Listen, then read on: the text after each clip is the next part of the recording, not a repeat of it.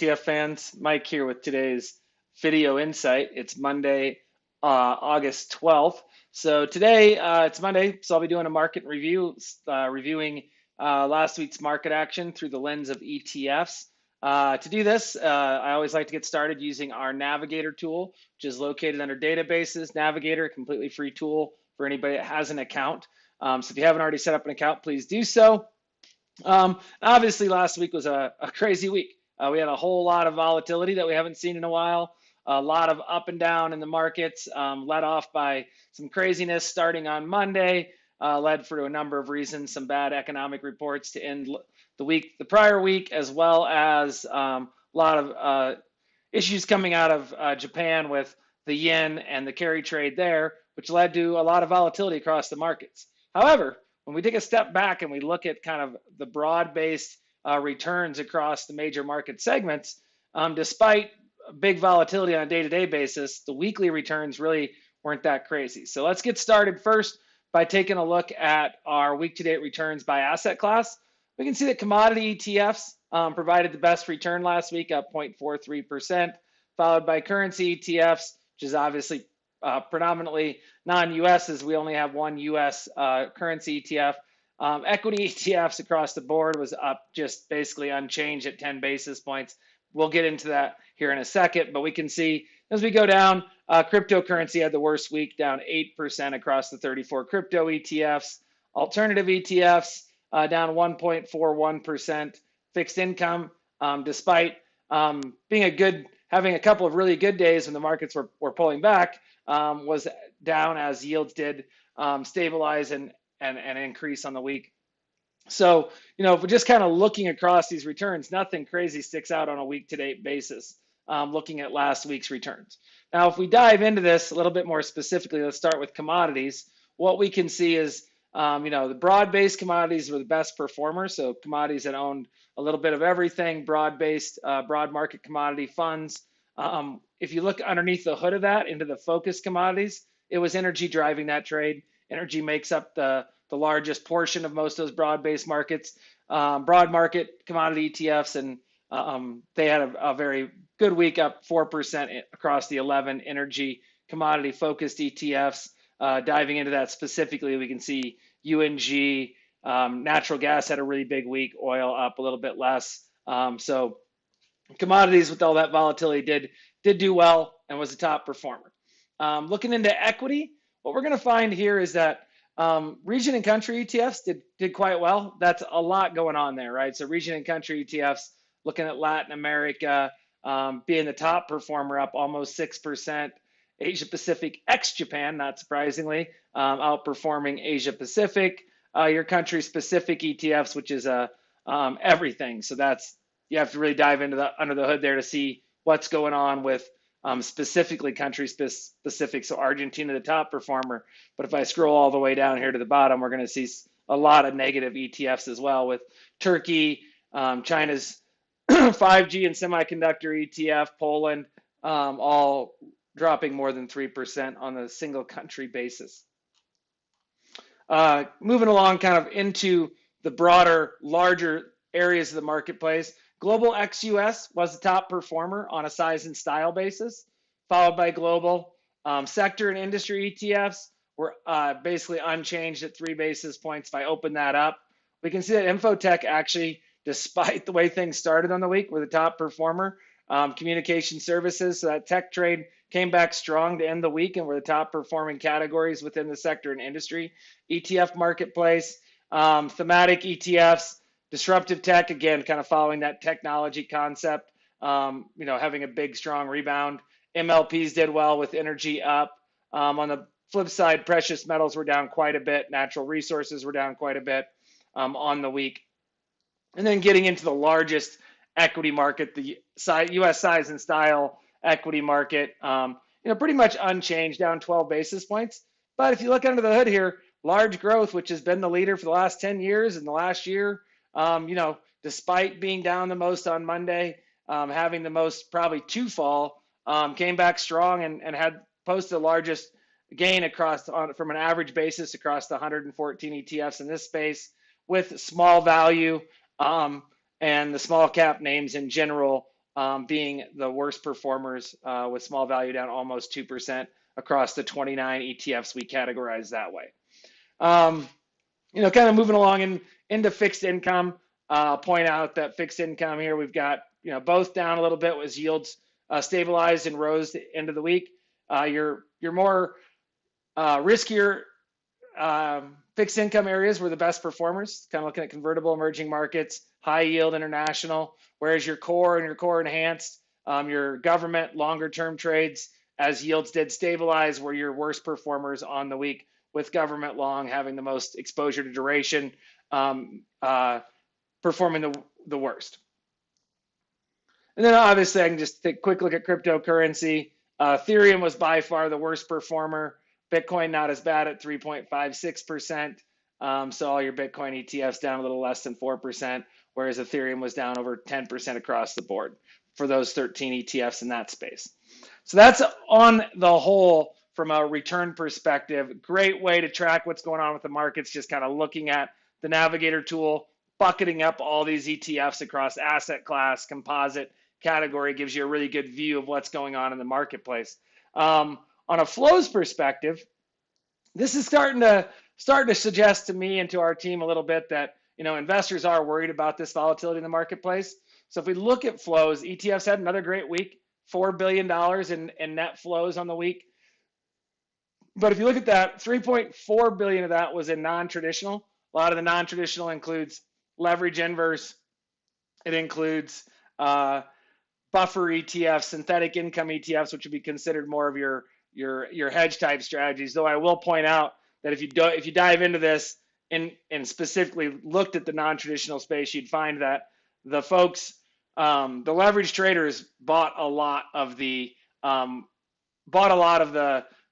single name leverage products, the semiconductor leverage products, those high volatile types of strategies. When the markets were down, they kept buying, and so far it's worked out for them putting that money to work. But obviously the volatility on Monday did not scare them away if you were to dive into those numbers. But getting into more of the traditional asset classes, what you see here is fixed income had a very good week, up 3.35 billion going into fixed income, whereas equity had a very poor week at negative 1.68 billion. Equity specifically, I want to take a look inside here, because it wasn't your strategic allocations, right? Your strategic allocations being your size and style strategies. US size and style had a big week, $4 billion in inflows, right? If I open up under the hood here, you can see on the weekly basis, large blend, large value. We did see growth and small cap get hammered a little bit on outflows, but for your biggest strategic allocation buckets from an equity perspective, pretty much status quo. We've seen huge inflows all year, and that continued last week despite all the volatility. Where we did see significant outflows is more of your tactical trades, right? So your thematic ETFs, almost $1 billion out the door. Sector and industry ETFs, almost $2 billion. Region and country ETFs, over $2 billion. And these are the ETFs that are really more of your tactical plays, right? You're trying to get access to a certain area of the market. We saw a lot of people start taking those tactical plays off, probably trying to figure out what's going on with all this volatility. You can see a lot bigger returns, divergence of returns in those spaces. So while strategically investors kept putting their money to work, tactically it appears, at least for the time being last week, that a lot of folks started taking off some of those more higher octane tactical plays that they have overlaid in their portfolios. Okay, so that is at a high level, right? We looked at the market from a standpoint of what happened through the lens of ETFs for returns and flows last week, but it really doesn't tell the whole story. So I wanted to kind of do a couple spotlights for you. And I wanted to start with the VIX, right? So we know that last week we saw a return of volatility, especially on Monday. So I wanted to go in and take a quick look using our history tool. So this is a tool that allows you to do since inception of the products, returns, flows, prices, NAVs, you name it, we've got it in your history tool. I want to take a look at the ETF, the VIXI, which tracks the short-term futures market for the VIX. And what I wanted to point out specifically is I wanted to go into our chartings tool as it pertains to market price and total return. Sounds like my dogs are not happy right now. Apologize about that. So I'm going to go into, let's see here. Hold on one second. There they go. They settling down. Sorry about that. So if I go into market price total return, I just want to look at the total return of this product.